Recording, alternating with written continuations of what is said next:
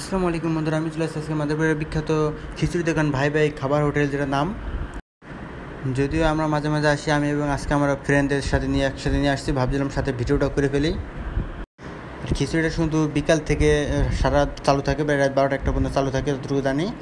আর দেখা যাচ্ছে বড় একটা হোটেল, কিন্তু মানুষের সম্পূর্ণ ভরপুর, বসার জায়গা নাই, পুরো ভিড়। আমরা এসে তারা অনেকক্ষণ যেতে সবাই একসাথে বসতে এমন একটা জায়গায় পাচ্ছি না খুঁজে। অবশ্যই অনেকক্ষণ পর একটা ক্যাবিন খালি হলো, ওখানে আমরা সবাই মিলে ঢুকলাম। হোটেলে প্রচুর ভিড়, তাই খাবার আসতে কিছুটা দেরি হচ্ছে, তাই আমরা সবাই বসে আসছিলাম। আর এটা কিন্তু সম্পূর্ণ মাদারীপুরের ভিতরে একমাত্র হোটেল যেখানে সবচেয়ে বেশি মজাদার খিচুড়ি পাওয়া যায়। শুধু মাদারীপুরে বিভিন্ন দূর দূর জায়গা থেকে মানুষ এখানে খাইতে আসে। আমি বিভিন্ন জায়গায় খিচুড়ি খেয়েছি, ঢাকা থাকছিলাম, ঢাকা অনেক খিচুড়ি খেয়েছি, কিন্তু এটার মতো মজাদার খিচুড়ি আমি কোথাও খাইতে পাইনি এখন পর্যন্ত। অবশেষে খিচুড়ি চলে আসছে, আর এখানে খিচুড়ি প্লেট 120 টাকা, যেটা বাংলা সবচেয়ে কম দামে তেমন মনে হয় পাওয়া যায়, এবং গরু গোছের 500 টুকরা পাইবেন। গোছের মানও ভালো। আমি মাঝে মাঝে এখানে আসি খাইতে খিচুড়ি।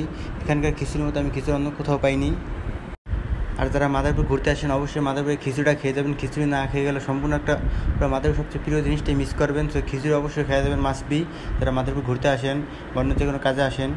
সো আমাদের খাওয়া দাওয়া শেষ, এখন সবাই মিলে টাকা কালেকশন করতেছে। আমরা প্রায় 8-9 জন, তাই সবাই টাকা দিচ্ছি।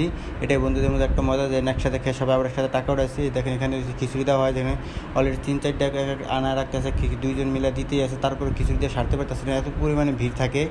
আবার এখানে কিন্তু নেহারি নোহারি তো খিচুড়ি পাবেন আপনি সব ধরনের। এবার এখানে সেটা আমরা এখন বিল দিতে আসছি, বিল কাউন্টারটা করে চলে যাব। সো আল্লাহ হাফেজ। আর মাদারীপুর আসলে অবশ্যই খিচুড়িটা খেয়ে যাবেন।